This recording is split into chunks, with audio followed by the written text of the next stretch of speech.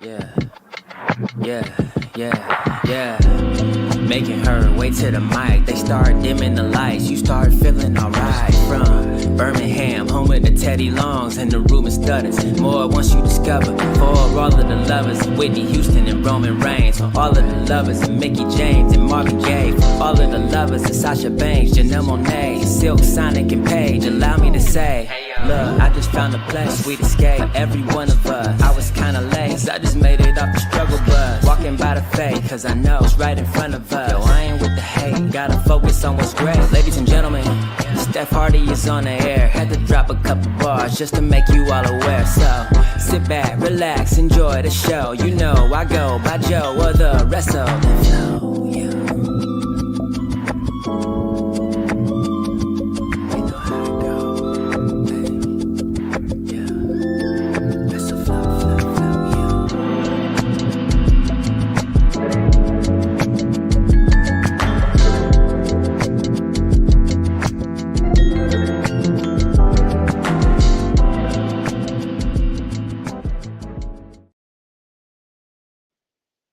Hey y'all, welcome to a new episode. I know it's been a minute of the Hardy Wrestling Podcast with your girl Stephanie Hardy. Of course, if you are listening or watching this show for the very first time, thank you for joining me on this ride, and hopefully we can continue to talk about and navigate the crazy and fun world of professional wrestling together. And if this isn't your first time listening or watching, thank you so much for supporting me over the years and supporting this beautiful platform. Of course, I'm your girl, Stephanie Hardy, host and creator, writer for Daily DDT, commentator, but most of all, I'm that girl. Let me say that again. I'm that girl. And I hope that all of you are having a good week and it's starting off well. I know here in Birmingham, it's Classic Week. So, of course, we're leading up to the Magic City Classic, which is the biggest game. Kind of puts you in the mind of the Iron Bowl, except it's between the two biggest HBCUs in the state, Alabama A&M. And there's a lot of celebration and different events going on. But of course, this is just on Monday and Raw is about to come on. So if you are watching live on either one of my platforms, thank you. And of course, if you're going to watch this later, you definitely can. But of course, there is still so much to talk about in professional wrestling. So let's get to it. We're going to start with news and gossip ish. And there has been shocking things, so many shocking things that have taken place within the past week in wrestling that it was hard to know where to start. But let's start at Friday when we saw the returning Ilya Dragunov come back and bounce back from a major knee injury and answer the U.S. title open challenge that was opened up by Sami Zayn and, of course, given permission to him by John Cena to use, and he answered that challenge and had a barn burner of a match with Sami Zayn, and then he went on to win the United States Championship off of Sami, which was an amazing comeback story. A lot of fans have been missing him on social media, wondering if he was going to come back or is he back just as one of the El Grande Americanos or what was going on with him. But he came back as the maestro we know him to be and gave one of the most stunning performances of the entire year against Sami Zayn and won the United States Championship. And this made a lot of people happy. It was really cool. But then, of course, there was a lot of other things that made people feel some type of way that we will get to in a little bit. But another thing that happened with him, in terms of newsworthy things, was that after he made his return and celebrated winning the title, uh, his he became a part of a new couple alert with the former Jen Tala, who was also known as Lee Laurel from WWE LFG. If you watch that show on A&E, she was on the first season of Legends and Future Greats, and she showed a lot of potential. She definitely was absolutely beautiful. I loved seeing her and the way that she looked in the ring, and also just the way that she carried herself as a possible women's wrestling superstar. And NXT, and she was on Evolve, but she was sadly a part of the last round of cuts that they made, along with Stevie Turner in this picture as well. And it was very devastating because they both showed so much promise in their roles, but we do wish them the very best. But in the midst of this, Lee Laurel made her relationship with Ilya Dragunov public, and which led to, of course, crazy wrestling fans trying to bring up the fact that at one point they had heard that he was married. And that is true that he was married to someone once upon a time, but Lee Laurel decided to set the record straight and say that his relationship with his wife basically no longer exists, that they broke up, and that now this is a new relationship and that they can't wait to start, their lives together. And it makes me sad when people feel like they have to come online and explain their relationships to people, because us as wrestling fans, it's like we will take the nugget and the small piece of information that we are given, whether it be on social media or documentaries or whatever, and take it to heart, and then don't ever think about the fact that these wrestlers are very much people, and because they're people, things happen to them, and just because they're in relationships does not mean that they are obligated to stay in them just because we remember that they were in this relationship. It's just like the same situation that's going on with Jey Uso and Jada Parker. Of course, we saw in that documentary a long time ago, that WWE 24, that Jey Uso was in a relationship with someone who he had been with for a long time and had children with. But then, of course, once the pictures were released and videos were released of him and Jada Parker together, it became a whole notion of, oh, well, he's cheating on her and all this other stuff. No, life goes on. And because life goes on, and changes happen to these people who we watch, on TV on the daily, and they have to find out ways to navigate changes just like us. We have to learn how to be people first and then wrestling fans second. And life does go on.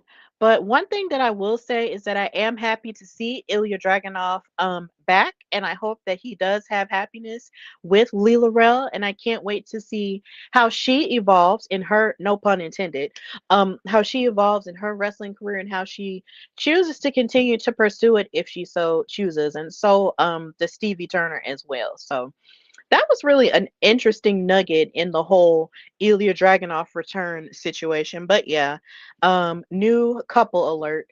And someone on Twitter even tweeted and said, "Look, the love of your life is at the WWE Performance Center." And it made me laugh low key because there have been lots of relationships that we've seen blossom over the years from the performance center, and some of them have lasted, some of them have not, but either way, it's pretty interesting, all the relationships that you see sort of coalesce from them being in that space. But sometimes stuff happens, relationships happen, connections flow, and just love is a thing. So yeah, big ups to them, and I hope that they're happy with each other. Also, another crazy piece of news that came out in wrestling this week was the report from the Wrestling Observer newsletter, which is, of course, ran by Dave Meltzer, who we do have to take with a grain of salt these days.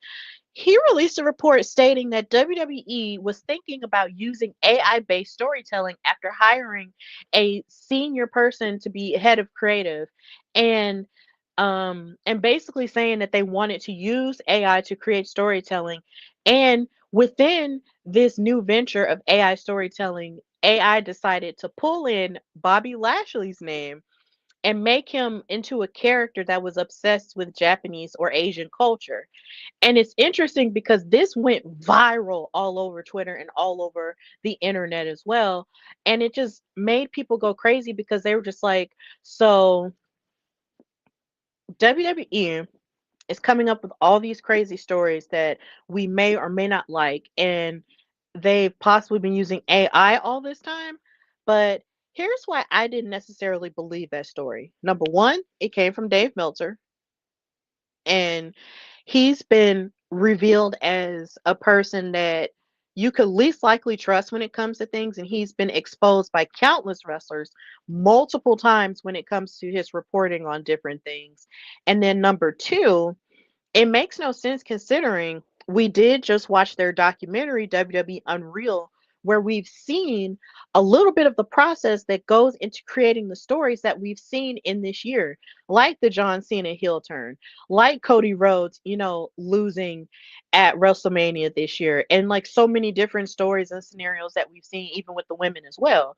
So with that rumor sort of just running wild, I think stories like that are either just created or just planted or just put out there just to cause a whole lot of chaos that doesn't need to be caused, to be quite honest, because it just makes no sense. Because something that I've seen a lot of is, of course, a lot of fans just wondering where the storytelling is even, coming from, if there's like an end goal to the stories whenever they happen, or are they just happening for the sake of shock value, and just so many different critiques of the stories. But at the same time, I just don't think them utilizing the, of course, it was reported by Fightful that they weren't utilizing AI for the storytelling, but only using it for a business perspective and just using it for the sake of recounting stories as they're putting things together and making it make sense from a business perspective, but not using it to create stories like that. So I was happy to see that part, but sometimes stories just get loose and then people go haywire and go crazy and just be like, "Oh my God, why would this happen? And why would they do this?" And it's just created just to cause chaos. And we really just have to know that we just cannot believe everything we see and everything we hear from certain people who've had platforms for such a long period of time, and they feel like they can just say whatever they want to say because nobody has ever really checked them for real. But in the midst of the new age of social media, we've seen wrestlers come on and check Dave Meltzer for saying stuff like that. So in the midst of all this, let's just keep that in mind and not feed into the chaos and not be so quick to jump on things and say, "Oh, well, they're making this mistake," when the whole reality is that might not even be true. So yeah, that was crazy. And of course, moving on with more news and gossipish, we have Jacob Fatu, who was written off of SmackDown last week because he sustained a non-wrestling related injury. And at first, it seemed like he really was, trying to get into the undisputed WWE Championship picture with Cody Rhodes. But then he got into a bit of a tiff with Drew McIntyre. And just when it looked like he was about to fight Drew McIntyre on Friday, he gets attacked, and it could be assumed that Drew attacked him backstage, but then, you never know. Considering Cody has a big target on his back, a lot of people were thinking that maybe it was Randy Orton who attacked him, but you can't really trust Drew McIntyre at this point because he's a crash out, a certified crash out at that. So, with them writing Jacob Fatu off of television with his teeth being all over the concrete and everything, I hope he's doing okay with whatever the injury is, because it was also reported that he could be out for a very long time. And that makes me sad because we've already been without a lot of great people this year. And Jacob Fatu is just somebody I never get bored with. And plus, I was just really happy to see him. 2 weeks ago when he even had on his Raiders, not 2 weeks ago, this week, when he had on his Raiders gear. Like, if don't nobody love the Raiders, he does. And I love that. So I'm really gonna miss him. He's very energetic and he just has a lot of fire to him. And I just hope that he really does get better soon. So he can get back on TV and be all no gas, no brakes with it. Plus, it was heartbreaking because he was getting ready to fight Drew in his hometown, in his home state of California. And I'm just like, you're from the Bay Area. You could have this number one contenders match, and now you're hurt. That just sucks so bad. But I just hope he gets better because I love Jacob Fatu. Yada I mean. I love him so much. And the injury bug continues to plague wrestling, and even plagued Seth Rollins to a degree. And I'm going to say to a degree because the last time we thought he was injured, he wasn't. But it seems like this really might be legitimate. It was reported that he might have sustained a shoulder injury when he executed this amazing coast to coast at Crown Jewel Perth against Cody Rhodes for the Crown Jewel Championship for the men. And in the midst of him doing this and winning the championship, of course, everything happened on Monday, last Monday morning for us, with that turn from Braun Breaker and Bronson Reed. And it was supposedly to have him written off television. But of course, we won't find out the answer to that until tonight.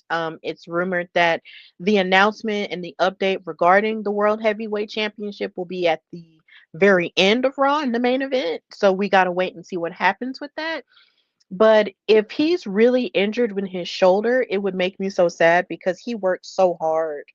Um, Character work aside, he works so hard to get himself at the top of the ladder.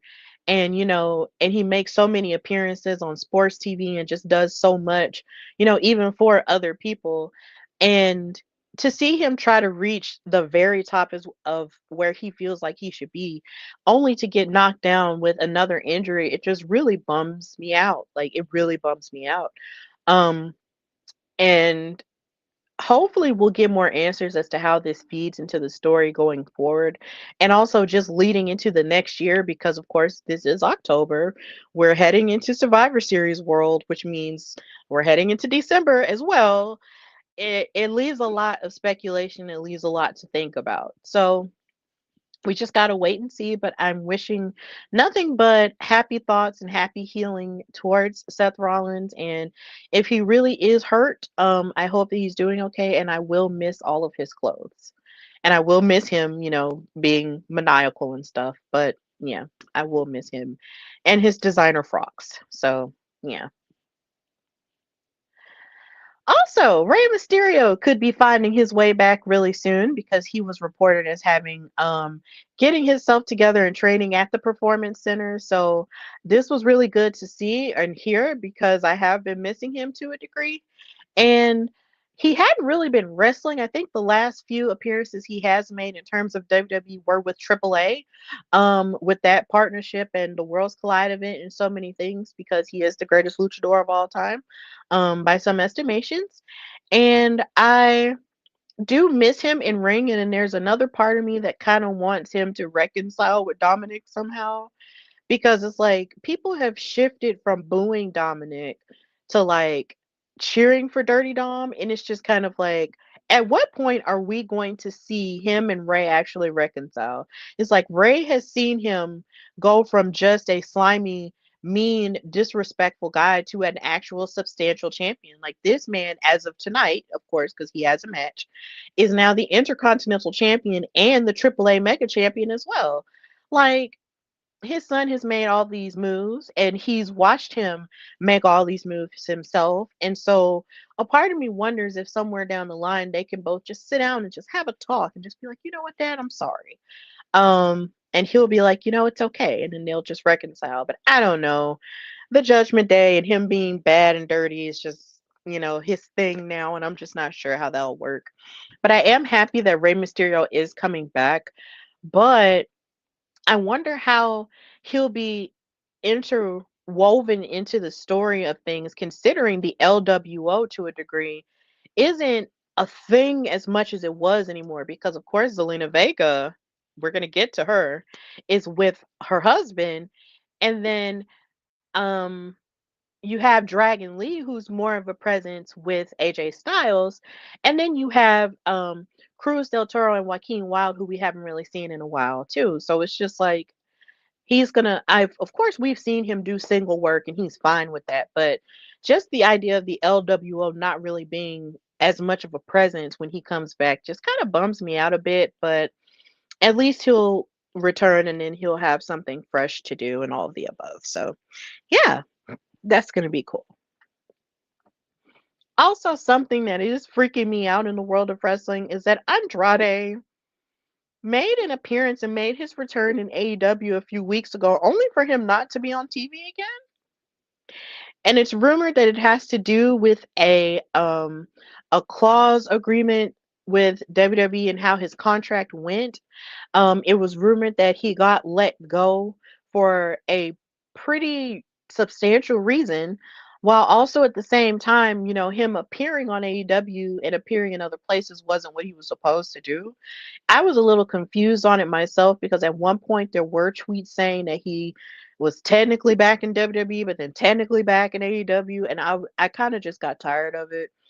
But I think at this point I'm just hoping that he's doing the best he can and getting the healing that he needs to do what he needs to do and do what he loves to do, because at this point he's not even becoming known or being lauded for his talent anymore. It's almost like he's being more so known for jumping back and forth between companies and sort of losing the luster that he once had when he was by himself or when he was, in the indies and then in NXT and then all the above. So I'm hoping he's doing okay. And he's doing what he needs to do for himself while also figuring out what the next move is in wrestling or even outside of it. So it was just really nuts to hear.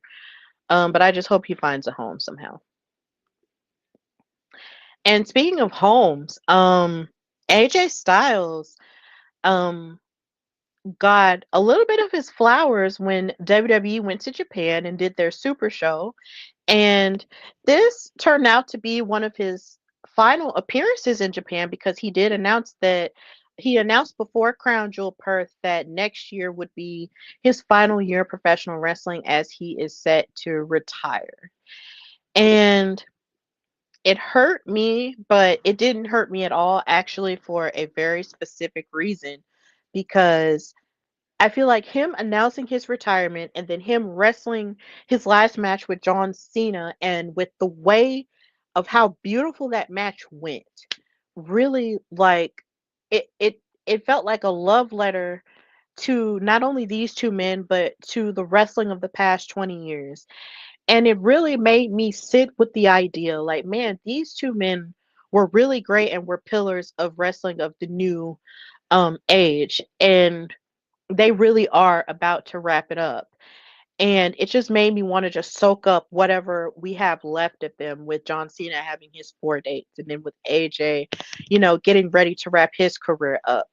And the reason why it doesn't make me feel as sad anymore when it comes to AJ and so many others retiring, because Shinsuke Nakamura also mentioned retirement as well, is because these men seem like they have the clearest mindset when it comes to knowing when to stop.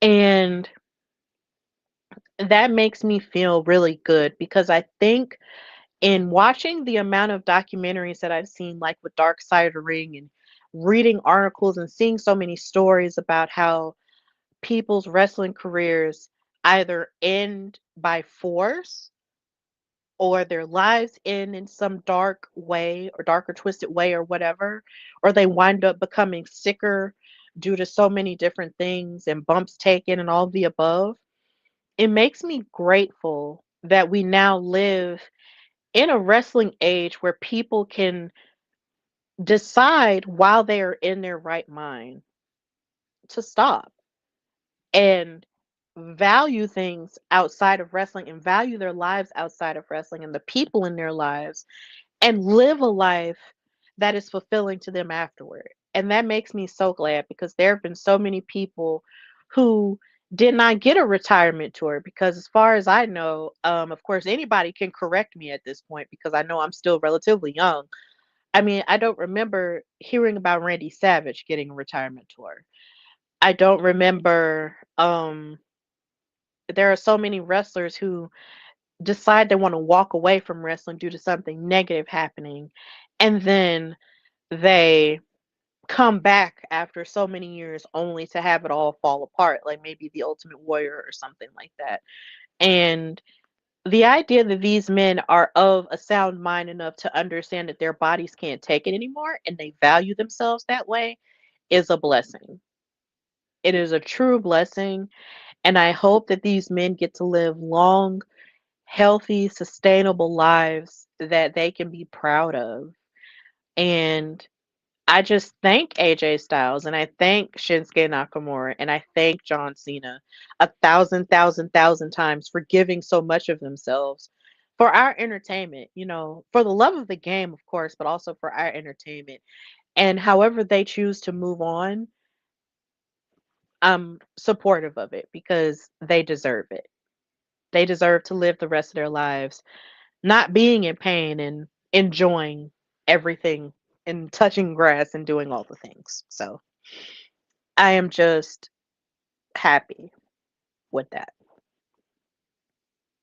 Also in the news, we have I Show Speed talking about possibly doing some training in the training for a WWE match. Now, of course, earlier this year, we saw him make well, we've seen him make a wrestling appearance before this year at WrestleMania 40, and then well, no, not 40. It was WrestleMania 39.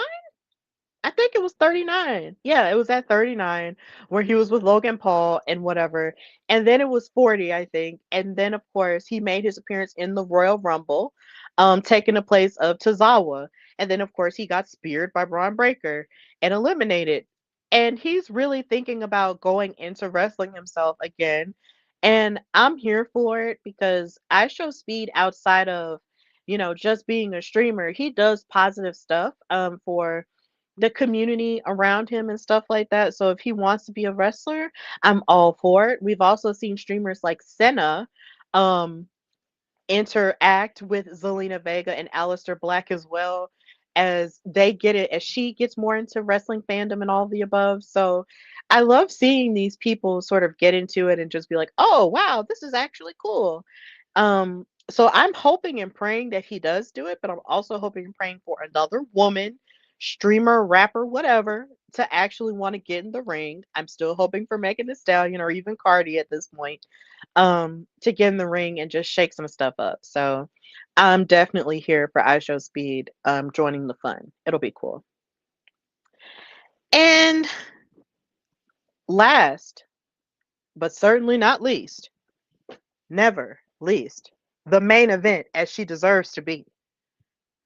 Miss Ma'am Ultimo Mercedes Moné has now broken the record of Ultimo Dragon by holding 12 championships as of yesterday.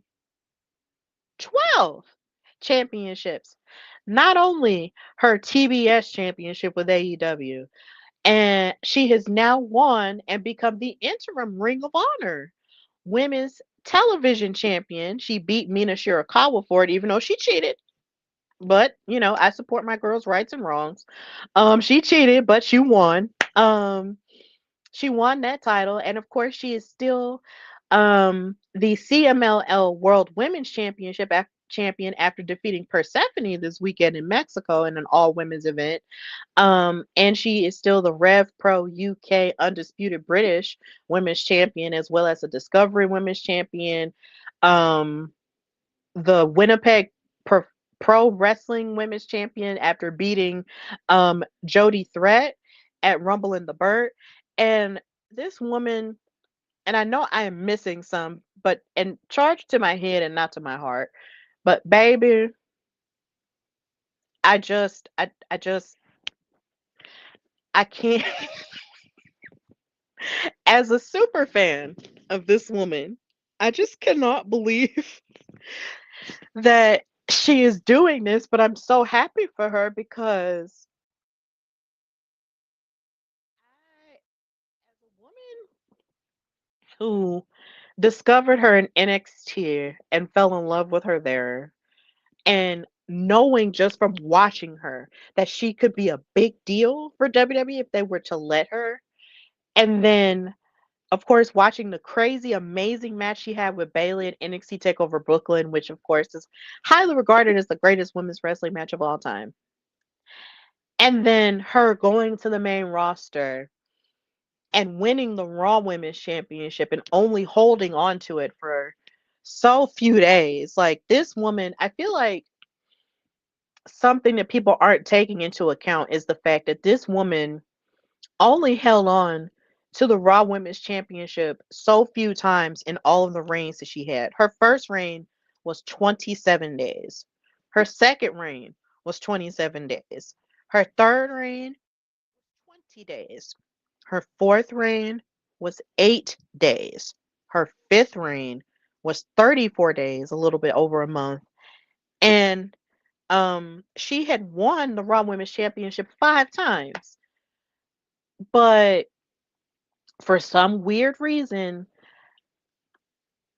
which I won't get into right now, she was never seen as a substantial champion. And then, of course, she wasn't seen as a substantial champion until she won the SmackDown Women's Championship, which she held, one time for at least over 100 days, which was amazing because she did great things with it. She had great matches with Bayley, with Carmella, and of course with Bianca Belair over it and all the above. And then, of course, they main evented WrestleMania as the first two black women to do that.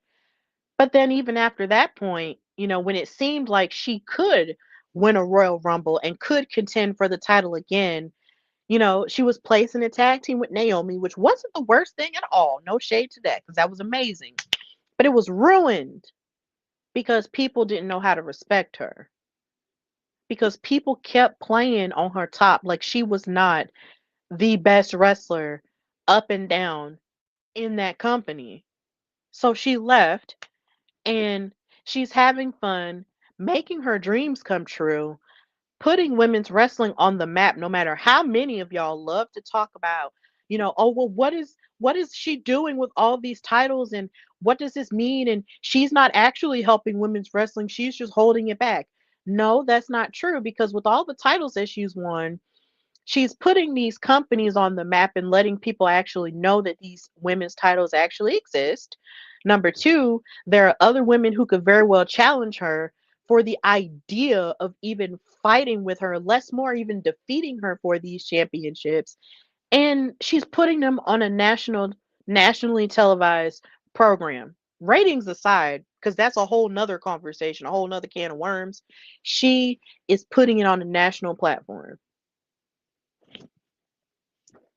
I think the problem that you guys are having is the fact that this is a black woman doing this, because I do not recall anybody saying any of this trash when Deonna Purrazzo was doing the belt collector thing, and I do not recall anybody doing this when Kenny Omega was doing it. What is the distinct difference between those people and Mercedes Moné?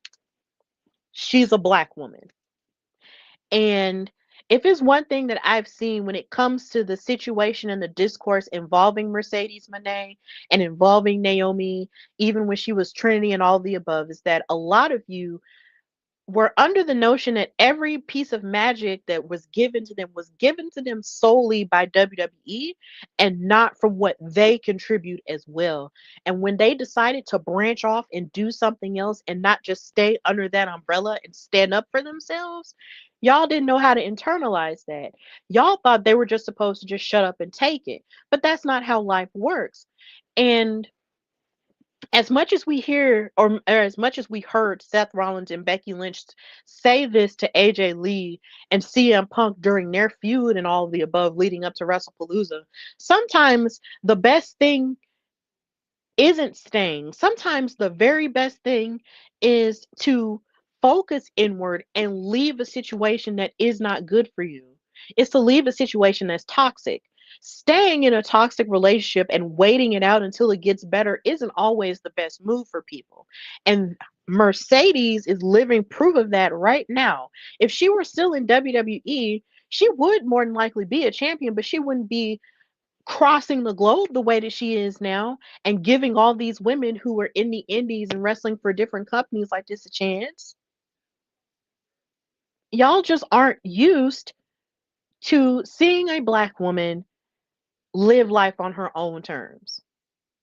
And y'all just gonna have to get over it.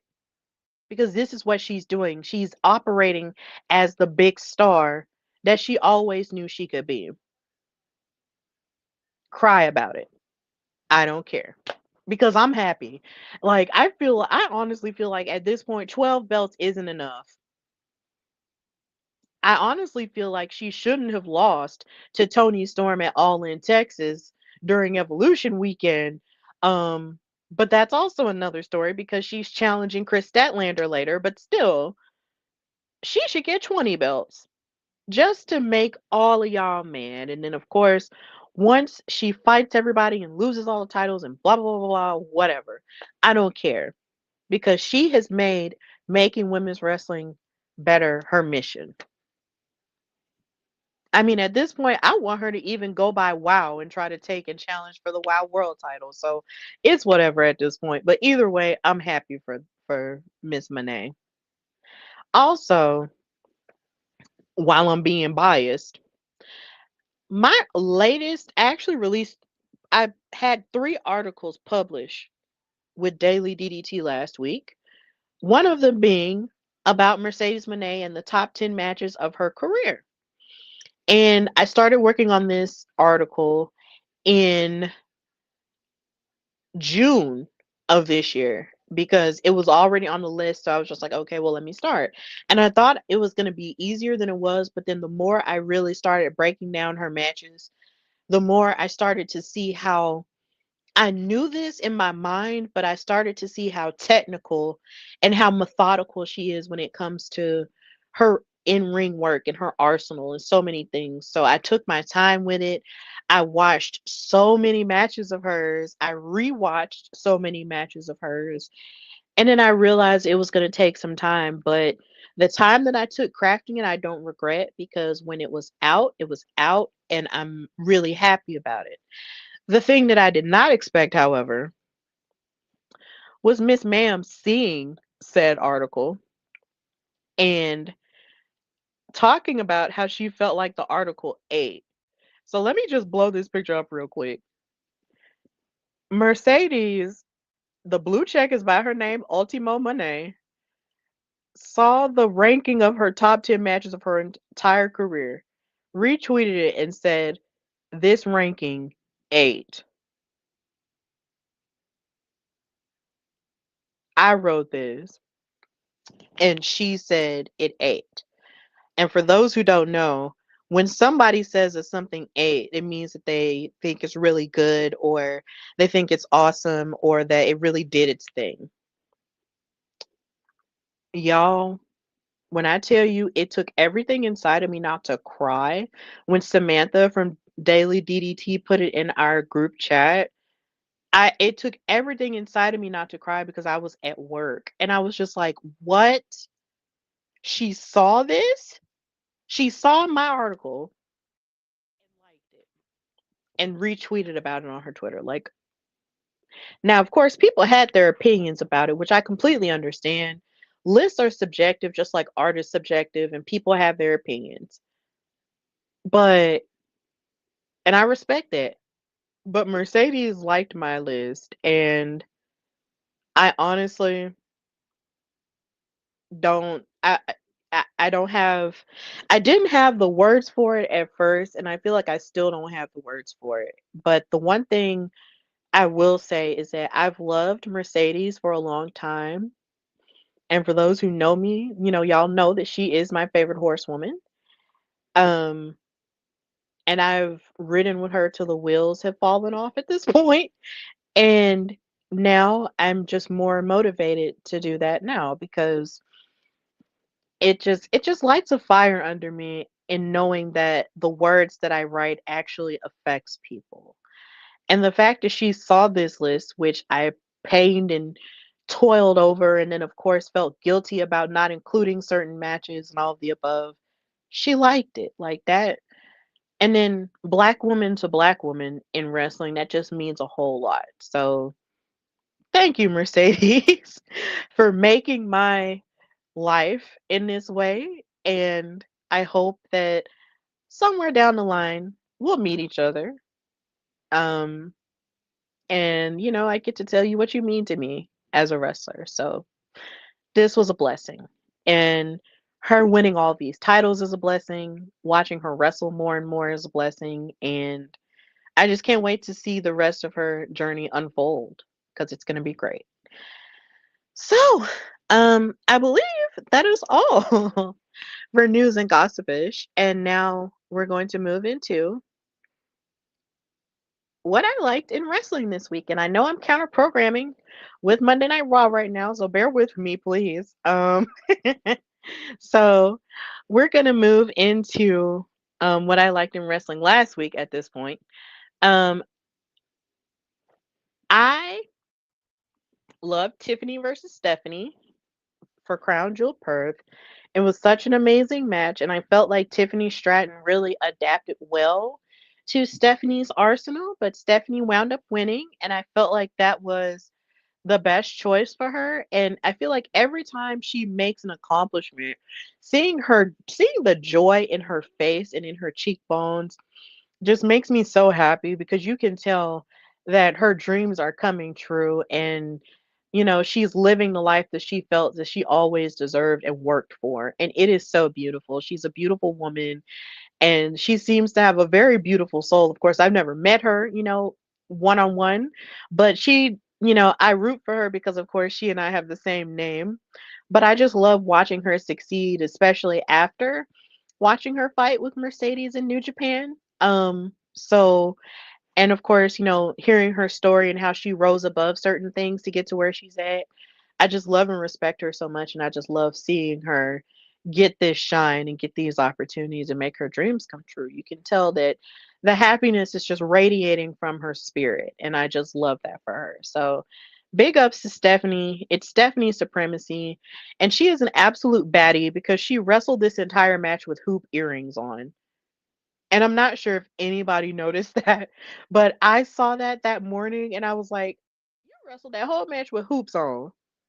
You're a baddie. I love it." So that was cool. Congratulations to her on being this year's Crown Jewel champion. Also, Rhea and Io won their tag team match against the Kabuki Warriors. And I just loved watching them love on each other because the easiest thing to do would have been to make them continue to be enemies after evolution and they could have fought each other, but they decided to go a completely different route and have them love each other as sister friends. And I just love watching their dynamic play out on television. It's very multi-layered. It's one of the things that I've been sort of asking for from my women's stories that I absolutely love, where they're not fighting over a man, they're not fighting over, petty things. They're actually becoming friends and over their shared bond of coming up together and having lost that big opportunity to Naomi and just being friends with each other. And I just love that, and them just looking out for each other. I just love that. But then in the midst of it, you have all this craziness that happened with Kyrie taking a bullet for Asuka with that big boot and getting a bruise, and that just led into more drama there. But I'll just have a soft spot in my heart for Rhea and Io forever. They're just amazing. And just don't break them up, please. It would just hurt my feelings. And then, of course, you have the AJ Styles and John Cena match, which I did write about in my article about Crown Jewel with Daily DDT.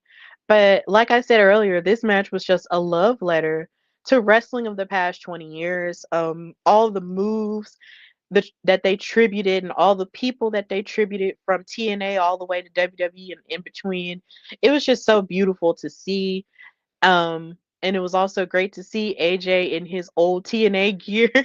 um, Big ups to him for staying in shape enough to wear that gear again. And just, I was impressed with the amount of moves that John Cena was able to pull off, including the Sister Abigail. Um, and that made me feel some type of way simply because thanks to Adam Barnard, who writes for Screen Rant and has written for other places as well. He mentioned the idea that Bray Wyatt could be the very reason we might see a John Cena heel turn, due to him exploring that in the Firefly Funhouse match that they had at WrestleMania in 2020. And it makes me sad that Bray physically wasn't here to see that happen, but at the very least, John was able to pay tribute to him in that way in that match. So it was very beautiful. And if you haven't watched this match, I do recommend that you do. If you were a wrestling fan and fell off with it over the past 20 years, I suggest you watch this match. If you play video games with wrestling in it, watch this match. If you just internalize anything wrestling related, watch this match because It's just the stuff that dreams are made of. It's beautiful. And like I was saying earlier, as we move into what I liked from Raw last week, which as I'm pretty sure Raw is going on right now, Asuka got mad at Kyrie for pointing out the fact that she took the bullet for Asuka in their tag team match at Crown Jewel. And as she's, saying and standing up for herself, like, Asuka, please, I took the bullet for you. Asuka slaps the ever loving dog crap out of her. And Kyrie had this look in her eyes that was like a mixture of fear and mad anger. And that is just the creepiest thing I've ever seen. That was like the scariest I'd ever seen Kyrie look in her eyes. And it made me feel like there's a level of Kyrie that we're about to see that I can't wait to see unlocked. Um Asuka is just being a very abusive bully to Kyrie because she's choosing to stand by her while Io has decided to stand by Rhea. And I know there is so much more history involving this that I feel like I'm not equipped enough to speak about because, of course, there's only so much I know. But DS Shin, who has his channel Ring the Bell, actually did a phenomenal video about the history of Asuka, Io, and Kyrie when it comes to their dynamic on Raw. Go watch that. But this is still very interesting to say the least from an American um lens. I just the jealousy, the anger, the possessiveness, the abusive behavior, and just watching these women try to break free from it, it's just really enthralling television. And I love it. These women are doing an excellent job. And I just can't wait to see Kyrie stand up for herself a bit more. And then Kyrie got put in this match with Rhea, and it was really good. Um, Even though to a degree it felt like when the match was first made, Kyrie was going to be sort of like underhanded due to one-sided due to the size difference. It was still a very good and substantial match outside of shenanigans, and I really enjoyed it. So, and it was cool to see Rhea Ripley get another win in Perth, in her home continent slash home country. So that was really cool too. Also, I know tonight we're gonna get Stephanie Vaquer versus Roxanne Perez because Roxanne thinks she deserves an opportunity at the Women's World Championship, considering she was the last person to pin Io. But Stephanie gave her the most dramatic and piercing look and said, "Look, if you want to fight me, I'll be waiting in my inferno." And that was one of the most badass things I'd ever heard in my life. Stephanie, you'll always be famous. And Roxanne and Raquel, I wanted to hold space for their matching gear last week because it was just very beautiful. And I was just like, oh my God, they look like they're really one and intertwined with each other, which I know is going to cause some issues when Liv Morgan comes back. But at the same time, I just love their looks as a tag team. And I can't wait to see Roxanne versus Stephanie. So it's going to be really cool. Also, I just loved how this took place during the last couple of days of Hispanic Heritage Month. This was amazing to watch all of these women of Latinx heritage, be in this segment together. I love my women of color. So seeing all three of them right there together was just really beautiful. So big ups to them for that. Representation matters. And for the Raw men, let me just say, watching CM Punk become the number one contender for the World Heavyweight Championship was pretty cool because I want him to get his lick back after Seth Rollins cashed in his Money in the Bank briefcase after feigning an injury and beating him in his Fantastic Four gear. I have a personal vendetta against Seth Rollins for doing that. So I'm going to need for CM Punk to really get his lick back. But then, of course, the injury happened, so we don't know how that's going to coalesce. But I was happy to see CM Punk win. And then his crazy self decided to pin Jey Uso and then take his grill afterward. And I was just like, Philip, why are you so crazy? He has to be one of the most mischievous people on the planet. Like he is just so nuts, but he looks like he's having so much fun and I love it. But I just want to see him be champion. it just has to happen for me. Like I want it to happen. So hopefully we'll figure out what goes on after that tonight.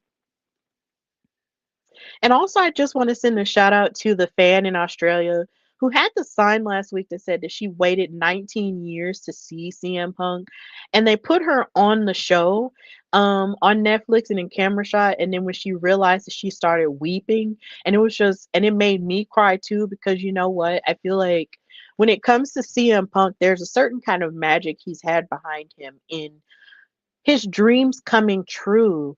He got to main event WrestleMania. He got to wrestle in a tag team match for the first time in years with his wife, AJ Lee. And then he's seeing people like this make their dreams come true by seeing him and wanting to see him and waiting for such a long time to see him, because he was like, the last time they were in Australia, he was hurt. And then before that, he wasn't really with the company. So she waited a long time, and I'm just so happy she got to meet him and got to, have that moment on TV. That is the passionate stuff that wrestling is made of. Watching her cry reminded me of the guy that cried when he made his AEW return. Because it's really real for people. Like when people joke about that video that says it's still real to me, damn it. Like literally that's what this is. And it's real to me in that same way too. Like it's a very passionate thing. So shout out to this fan. I hope she's doing okay and having a fantastic life in Australia. I've never been there, and I just hope that she doesn't have to wait another 19 years to see somebody, because that is a long time, but it was worth it. And then, of course, as we're watching Raw, last Monday morning for us in the United States, I was drinking my coffee and I was getting ready for work when I turned on when I was watching Raw, and then the betrayal happened, and it just shot like a level of adrenaline in my soul that I had never felt, no pun intended. I was just like, "Whoa, what do you mean?"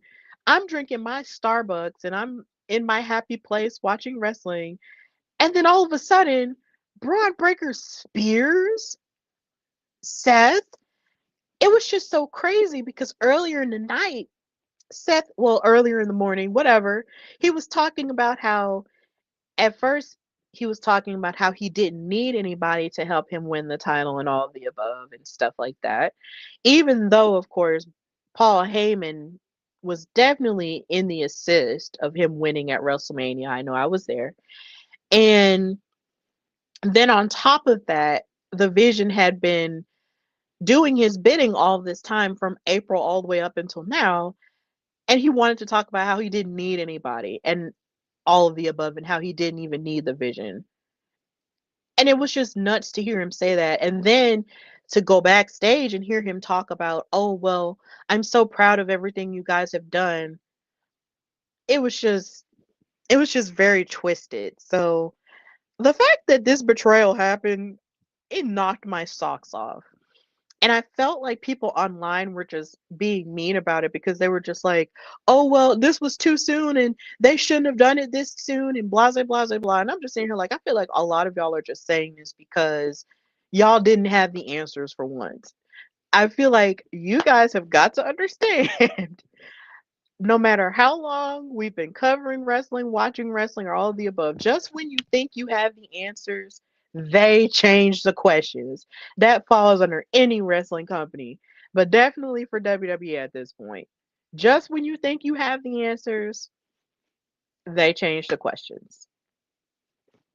And this is where we're at. So I can't wait to see what the consequences are going to be. um, it was nuts. It was just really nuts to experience that early in the morning at work, but it definitely, lit some fire under my feet and gave me an energy burst. It low-key made me wish that Raw could come on in the morning every time, but I know that's impossible for people, so we're just gonna leave it as Monday Night Raw, but Monday Morning Raw really hit. So, yeah. Now moving into stuff I like from NXT, my girl Lainey Reed, my Gaston girl, my Bama girl, my big Bama sister, has officially joined Fatal Influence with Fallon Henley and the NXT Women's Champion JC Jane. And this, I think this is another. I think there's a common theme that's happening here where I'm starting to support people's rights and wrongs. And I'm supporting Mercedes' rights and wrongs, and now I'm, in a sense, forced to support Lainey Reed's rights and wrongs because her joining Fatal Influence is very it fits her. It fits. It really makes sense to me.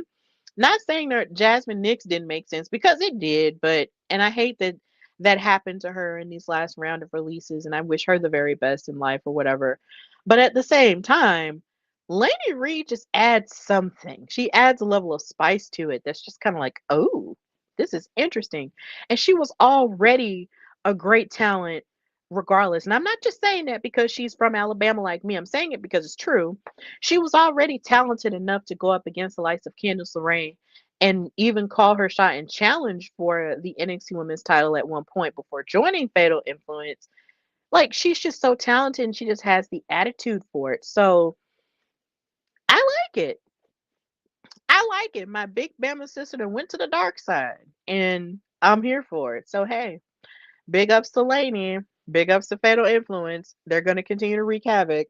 And JC Jane might be champion for 2 years. I don't know. It's just nuts, but it's cool.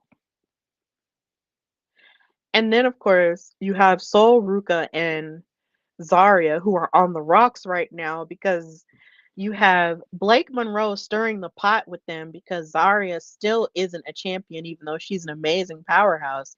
And then you have Sol, who was in the battle royal for the NXT Women's title, but then gave her spot up to Zarya. And she is still currently holding the Women's Speed Championship as well as the Women's North American Championship. And Zarya is still trying to hold on to her friendship with Soul after, of course, they both hurt each other in different ways in the ring by accident. But then you have Blake Monroe, you know, trying to drive their friendship apart because she knows a lot about that. And then she's getting in the way of their opportunities because she even came on SmackDown and got into the head of Sol Ruka, which wound up having them lose the women's tag team title match against Charlotte Flair and Alexa Bliss. So this coming Tuesday, we're gonna have to see how Zaruka survives this because Soul promised her, like, look, we're going to get you a title this time. And now they didn't because Soul wound up tapping out to the figure eight. And it's just, oh my God.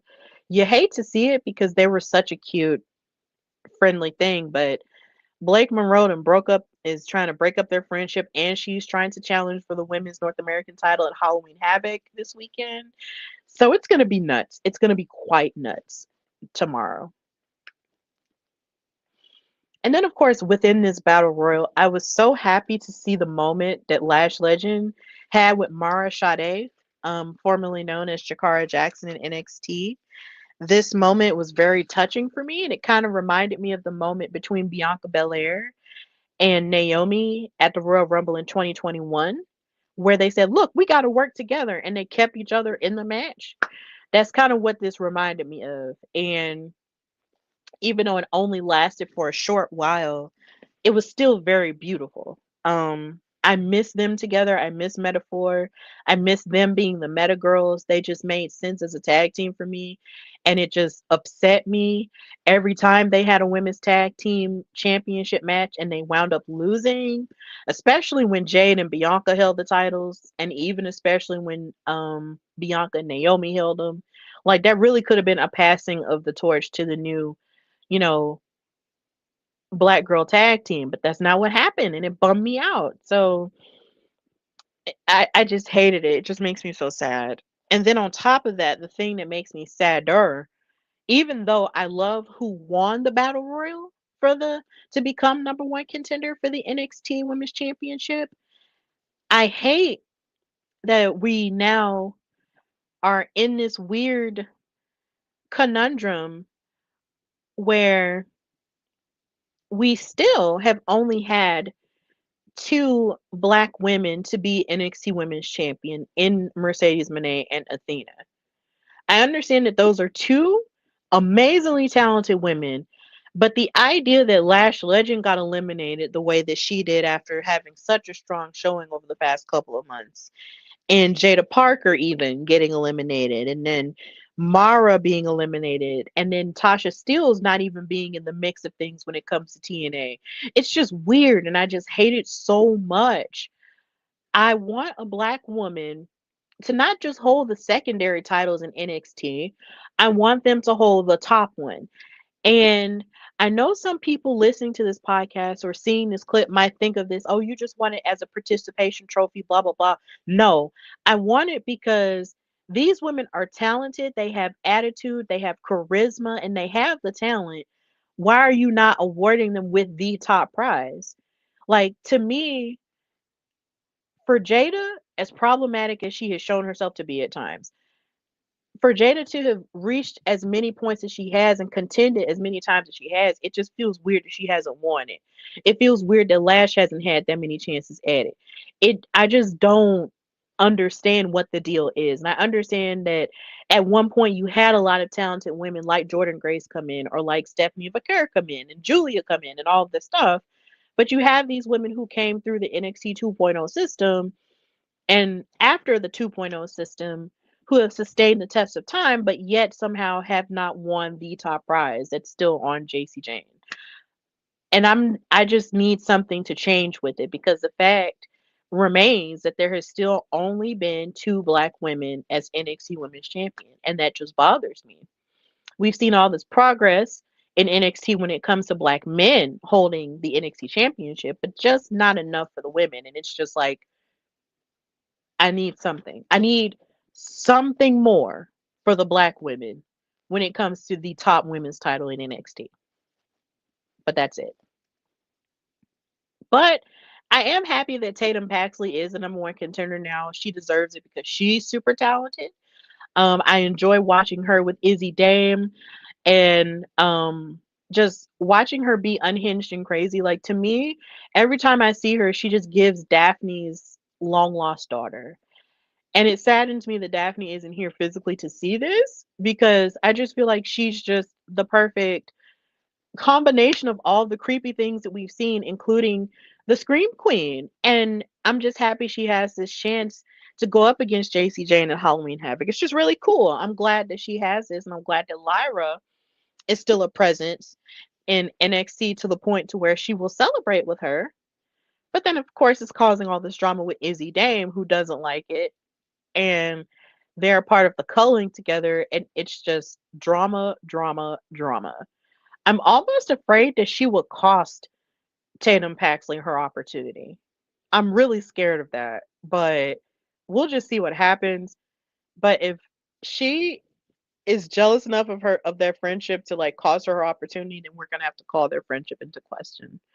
But yeah, Tatum deserves that chance. And for NXT and the men, I loved watching Matt Cardona go up against Josh Briggs. Matt Cardona is a sure thing. And that's not to say that he wasn't a sure thing before when he was Zack Ryder, because I loved him when he was Zack Ryder back in the day. Woo, woo, woo, you know it. I love that.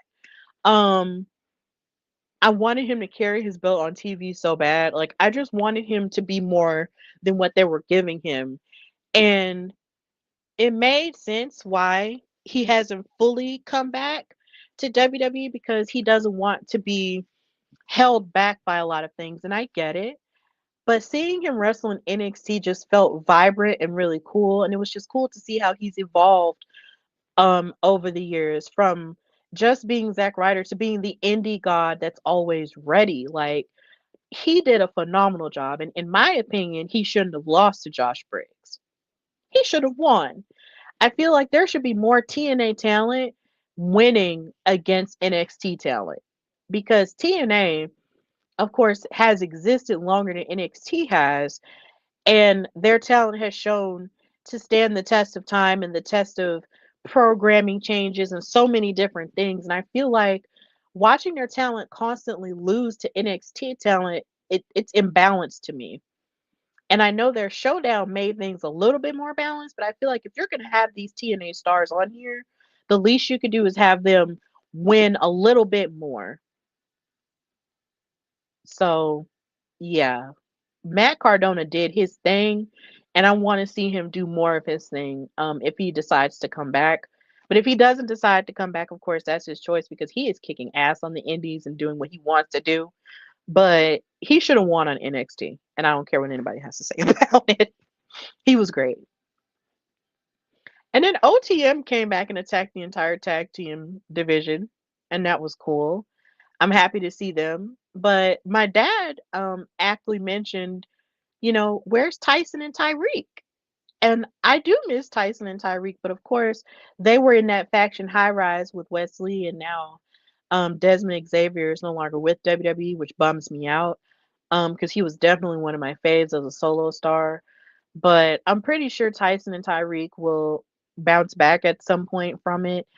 But OTM, seeing them back in the swing of things was really cool too. And speaking of tag team stuff, we have the Hardy Boys, Hardy Supremacy, let's go, who are the TNA and NXT tag team champions, have this sort of powwow with Leon Slater, who is the TNA X Division champion, and Javon Evans. And they're talking about how Dark State attacked them and all of the above, and how they just did that just to get in their heads. And to watch these veteran high flyers speak life into these younger high flyers just meant the world to me because because when it comes to black men, no matter what country you're in, because of course Javon is from North Carolina, like the Hardys, and you have Leon Slater who's from the UK. Everybody who's a high flyer or who's a risk taker in the ring took inspiration from the Hardys in any way, shape, or form. That's Matt and Jeff.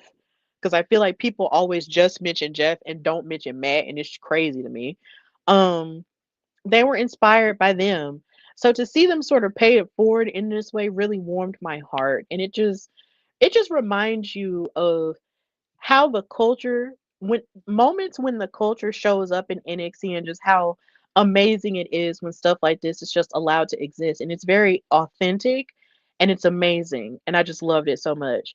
And Javon, I'm gonna need for you to be yourself and not let anybody get in your head about the way you speak, because the way you speak is 100% valid and it's authentic because it's real and it comes from you, and you sound like, and when people see you sound the way you sound, they see themselves reflected. Like I said, representation is absolutely important. And he mentioned that in an interview, I think, with Black Wrestling. Shout out to them. I just want him to know that who he is speaks to so many people. It speaks even to me. Because I've said before that he reminds me of the generation that my sister comes from, and hearing them and the way they speak. And it's just amazing. So never change, Javon Evans. Never change at all. Please. Because you're great the way you are. And also, even though I know I talked about this yesterday, Wild Women of Wrestling started their fourth season, and they had a match with Nikki Nashville, who was also known as J Rod in the Indies, and Holodead, who's a veteran in wrestling as well. Their match was absolutely sharp and amazing and hard hitting. And if you have not watched it, I definitely suggest that you do because it was fan freaking tastic. Tune into WoW this season. Their production value is going up.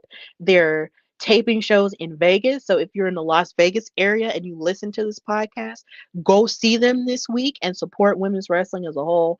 But definitely support WoW as they continue to grow as another substantial wrestling alternative on television that gives a spotlight to women.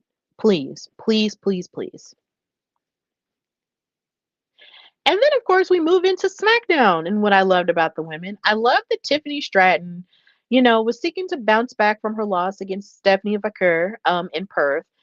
And just when she was being interviewed about what her plans are for the future, Kiana James gets in her face and starts talking about how she knew she couldn't manage her because she didn't have what it took the way that Julia does and all of the above. And then Tiffany was like, "Look, if you want to get in my face like this, and if you think that I don't have what it takes, let's fight." And they have a match this Friday, and I'm super excited about it because it's definitely giving NXT 2.0 vibes, and I love it.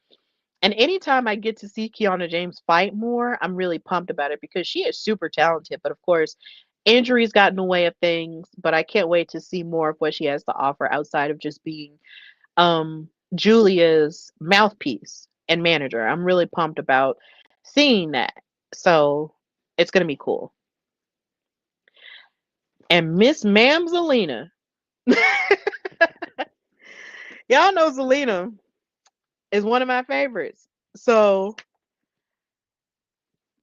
I have been sort of wanting her to sort of challenge for the United States title again because I feel like that title is just hers and she just looked amazing with it and she just tried to do her very best with it and I just wanted her to get it back. I just want her to have gold, period.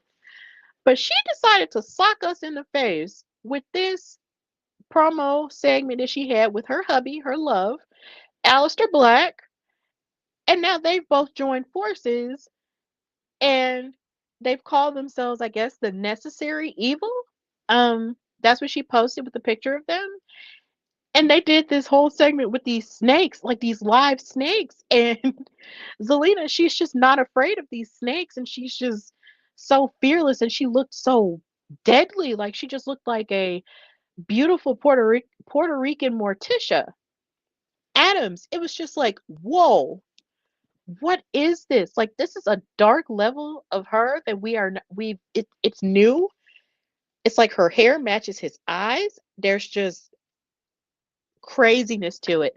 And I just can't wait to see how this unfolds because he blew a fireball in Damian Priest's face.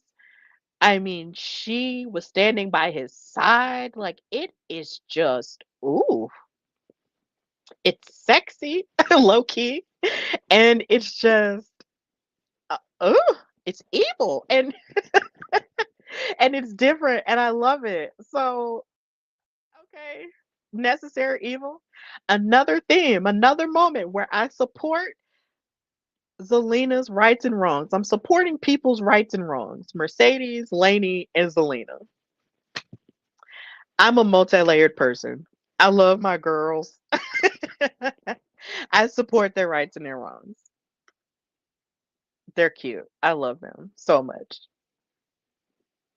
And then speaking of cute, we got to see Charlotte Flair and Alexa Bliss, of course, defend their titles against Zaruka, like I mentioned earlier. And they had on matching gear that was pink and black, and it's just so cute. I love the fact that they pretend like they're just allies of convenience still while also just molding into each other like friends naturally. And it is just one of the coolest things to see. Here again, more multi-layered storytelling for the women. I love it. I love that they're there for each other and ride for each other, even though they don't just outright say they're besties. It's just really cute, and I live for it. I live. I want to see them fight for the tag titles more.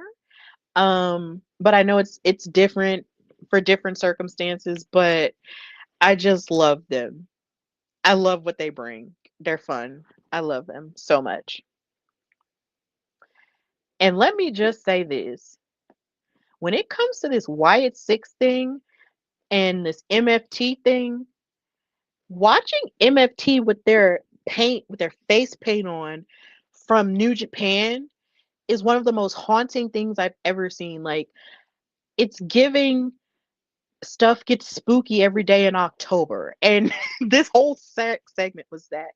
And it's just very powerful to witness on television to see it in that way because of course when they were doing that in the indies I was not aware of them at the time. I was still learning. So seeing them on TV do this is just like whoa, like it's very haunting. Like not to mess with these people, not to mess with these MFTs. But then you have the Wyatt Six who just ain't scared of nobody because they're because they're just not scared of anybody because they're mystical beings. And then they keep getting in their faces. And then you have Nikki Cross over here who's just not afraid to get in Solo's face either. And I'm just like, yes, this is what I love. This is the stuff that I love. I love it. It just gets me out of my seat. And I hope and pray that somehow or another it's them in war games. Like I don't I don't know how it's going to happen. I don't know if it's going to happen. But if it does, I will be seated for it because they just look so it's just so powerful. I just love it. Like I wish War Games was low key happening this month instead of in November because this is like a perfect Halloween creepy like Halloweeny type of match for me. But I'll wait. I'll wait for it. I will wait. If this is happening, I will wait. If it doesn't happen, it's okay. But if it does happen, I will wait for it. I will be patient. But I love every time they have a face off. This is only the second time it's happened, but I've loved both times. I love it. And Nikki Cross is a badass. I just love it so much. I'm just having so much fun with it. Yes. And then there's a part of me when it comes to the tag team division, we saw all these segments Friday with um DIY, and we saw the Motor City Machine Guns come back and celebrate their 1 year anniversary of being in WWE, which is crazy that it's been a year, but it has. And you saw these other tag teams sort of throwing their hats in the ring, but there was no Street Profits. And I'm trying to figure out where are they because they lost their last match at Perth against the YS6 for the tag titles, and we haven't seen them since. And I think it might be addressed later on, but it really looked like at one point they were about to fall apart, but then they came back together again and maybe fixed things or patched things up temporarily. But I don't know. It's so strange because it was really strange to see all the tag teams together trying to go after the tag titles and you don't see Montez and Angelo there. It was really awkward. It was really, really awkward. So I'm hoping somewhere down the line we'll see them come back again and we'll see that story continue. Because if not, I would really hate for this to become a situation where um a black male talented act tag team or otherwise is being deflated. And speaking of being deflated, not even deflation, because Carmelo Hayes is always inflated because he's awesome. He attacked the Miz, and I was very happy about that because as soon as the Miz came out there and acted like he wanted to answer the open challenge for Sammy, I was just like, oh my God, where's Carmelo? And then when he came out, I was like, get him, Carmelo, get him, Carmelo, get him. And he got him. But then security wanted to break them apart. And I'm like, no, don't break them apart. Let them fight. Let the Miz get this beating. Let him get this beat down from him.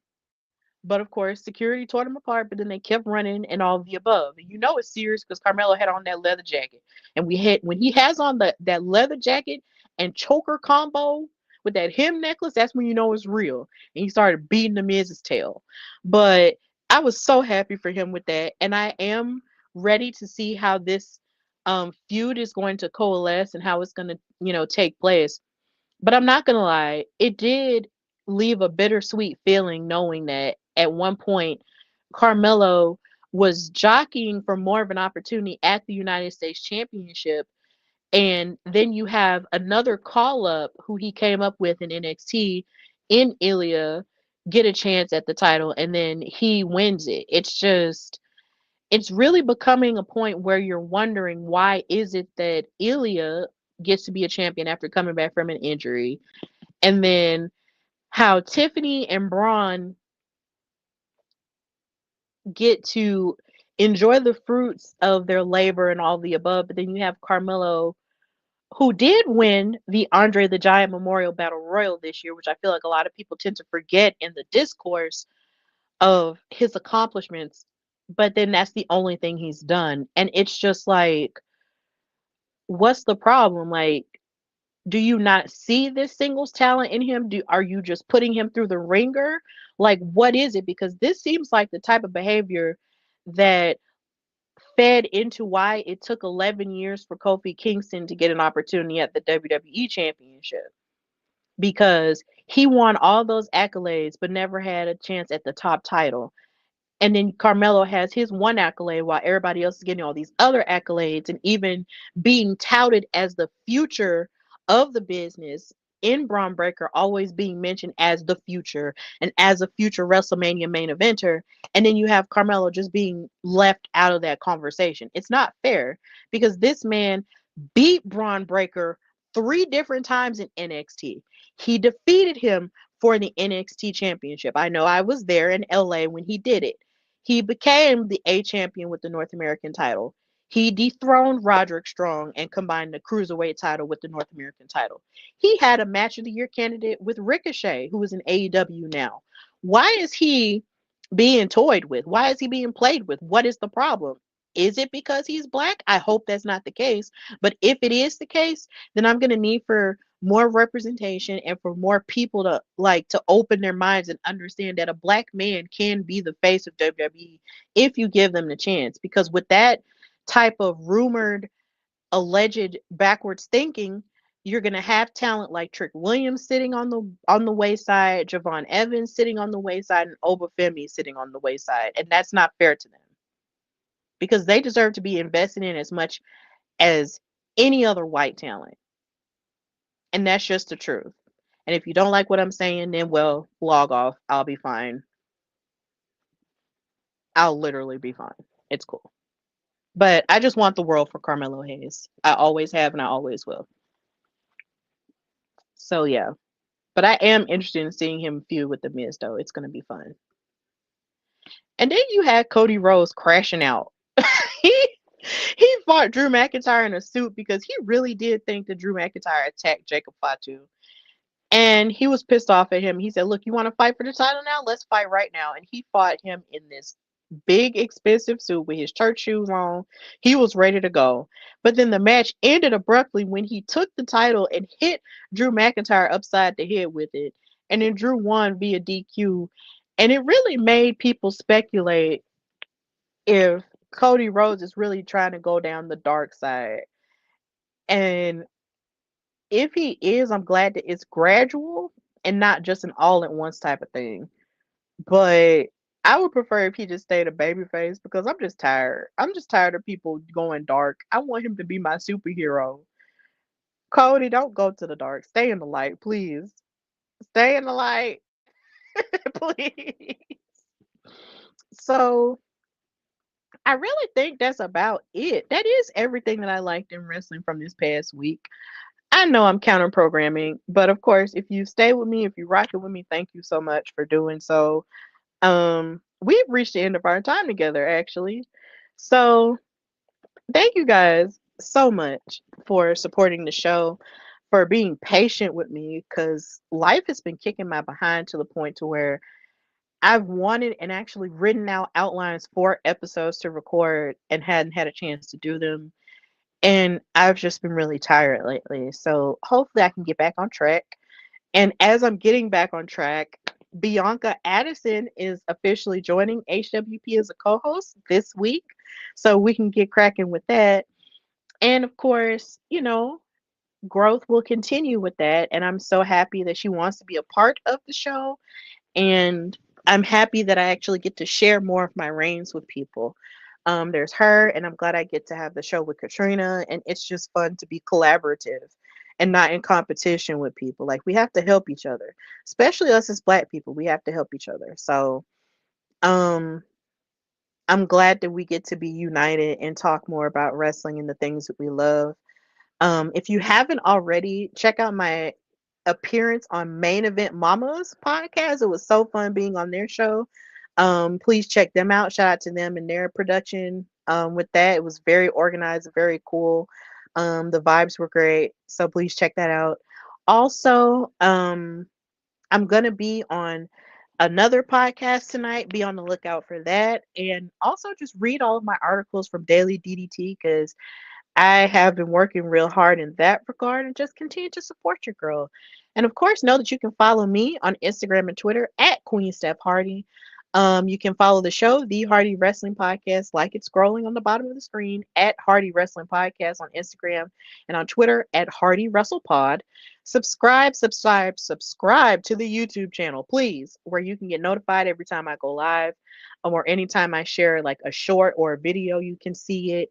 And anytime you see my clips posted anywhere on Facebook or Twitter or anywhere else, don't be afraid to retweet or reshare it because yeah, the more people see the show, the more people, the more people engage with the show, the more cool points you get. So just keep engaging with the show, listening to it on Apple Podcasts, um, Amazon Podcasts, Amazon Music, iHeartRadio, Spotify, anywhere you get your podcast, you can listen to it. And of course, subscribe to the YouTube channel so you can watch this later.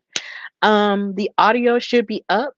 And I also just want to mention that that the name of this episode is called "Found My Smile Unshaken," which is a tribute to the late great D'Angelo, who was a an amazing R&B and Neo-Soul legend who passed away a few days ago, and it broke my heart. And I loved his music, and I grew up with his music. So the title pays tribute to two amazing songs that he wrote, called "I Found My Smile Again" and "Unshaken" from the Red Dead Redemption soundtrack.